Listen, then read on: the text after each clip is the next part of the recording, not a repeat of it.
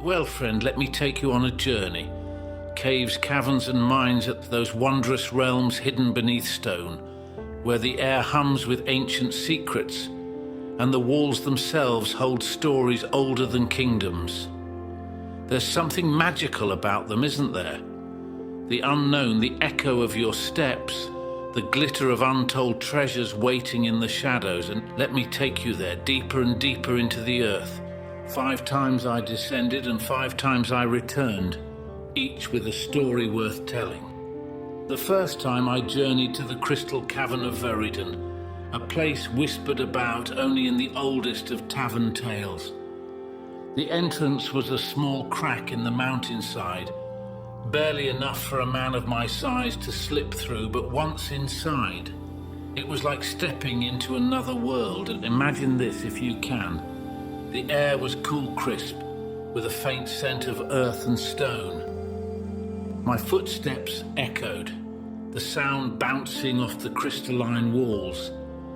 Every surface shimmered with a soft blue glow. Thousands of crystals, each one perfect, reflecting light in a way that made the cavern feel like a dream. They pulsed faintly, like the breath of the earth itself. And when I touched them, they hummed, a sound so low and deep, it was more felt than heard. In the heart of the cave there was a great crystal formation. No, not just a formation, a throne. It was as if nature itself had shaped a seat for a king of the underground. I sat there for a moment, letting the calm of the place wash over me. It wasn't treasure I found that day, but a sense of peace, of stillness. Sometimes the greatest discoveries aren't gold or gems, but moments like that when the world quiets and you can hear the rhythm of the earth. The next time I ventured into the depths of Elderglow Mine. The miners had long since abandoned it, claiming that strange lights danced in the tunnels, lights that weren't from any torch or lantern. Most thought it haunted, but I had a different suspicion. As I descended, the air grew thick with the scent of damp stone, and the soft drip of water echoed in the darkness. My staff glowed faintly to light the way, casting long shadows along the tunnel walls, and then I saw it. Ahead, the cavern opened up into a vast underground lake. The water was still as glass, reflecting the stone ceiling above, but that wasn't what took my breath away. The lake glowed softly, gently, with a light that seemed to come from deep below the surface. The water itself wasn't the source. No, it was the creatures within.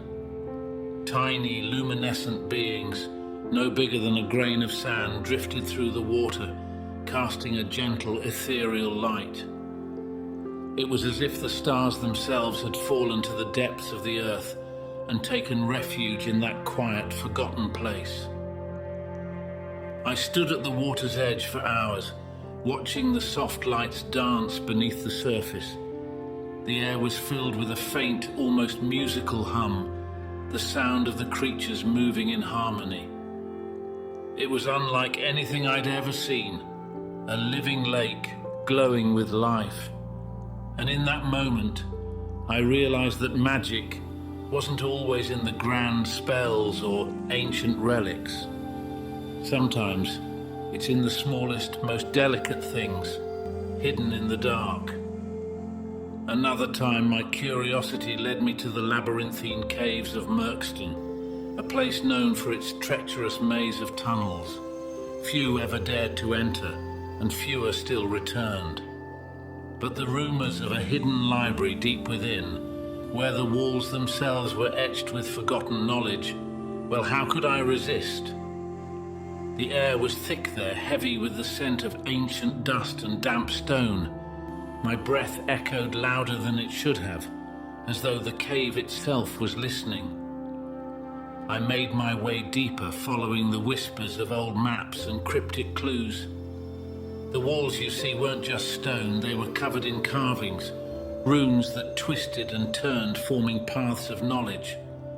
But the paths weren't straight. They spiraled, they curved, they tricked the eye. One wrong turn and you'd be lost forever. I wandered those tunnels for what felt like days, the light of my staff casting long, eerie shadows. But then, at the heart of the labyrinth, I found it. A chamber where the walls themselves were books, stories carved into the very stone. The tales of lost kingdoms, the secrets of forgotten spells. It was all there, waiting to be read, waiting to be remembered. But the most remarkable thing was the silence. Not an empty silence, but a full, almost sacred stillness, as if the very air held its breath, waiting for someone to listen. I sat there for hours, my fingers tracing the carvings, and in that silence I learned things not even the greatest wizards knew. And then there was the singing cavern of Stormvale. I had heard tales of it, how the winds that swept through the mountains would find their way into the caves below, creating a symphony of sound. It sounded like nonsense, but my curiosity got the better of me, and so I went. The entrance was narrow, barely a crack in the side of the mountain, but as I stepped inside, the sound hit me immediately. It wasn't just wind, it was music. Soft at first, like the whisper of a flute, but as I went deeper, the sound grew, filling the space around me. The walls themselves seemed to sing, vibrating with the wind's touch. Each gust of air produced a different note, a different melody. It was as if the cave had become an instrument, played by the hands of the storm itself. I stood in the center of the cavern, letting the music wash over me. It wasn't a harsh sound, but something gentle, soothing, almost like a lullaby. The air was cool and sweet, and the sound seemed to wrap around me like a warm cloak. It was there in that moment that I realized the world, even in its wildest places, had a rhythm, a song of its own, if only you knew how to listen. Finally, let me tell you of Irdanthar, the shimmering abyss. I had heard of it from an old dwarf who spoke of a chasm so deep that the bottom couldn't be seen, but the walls were lined with veins of pure silver, gold, and gems. They said the light of even the smallest torch would make the entire place glow like 1,000 stars. When I arrived, the entrance was nothing more than a simple cave mouth. But as I descended, the temperature dropped, and the light from my staff began to reflect off the walls. Slowly at first, a glint here, a sparkle there, but as I went deeper, the entire cave lit up with a dazzling display. Silver veins ran through the stone like rivers of light. Gold gleamed in great waves, and gems, emeralds, sapphires, rubies, twinkled like stars in the night sky. It was breathtaking, and yet there was a stillness to it, a quiet that seemed to stretch for miles. I stood there at the edge of the abyss, staring down into the endless depths, the shimmering light casting long shadows across the walls. It was as though I had stepped into the heart of the earth itself, where time had no meaning, and the world had frozen in a moment of pure, dazzling beauty. So there you have it, traveler. 5 times I ventured beneath the earth, and 5 times I returned with more than I could have imagined.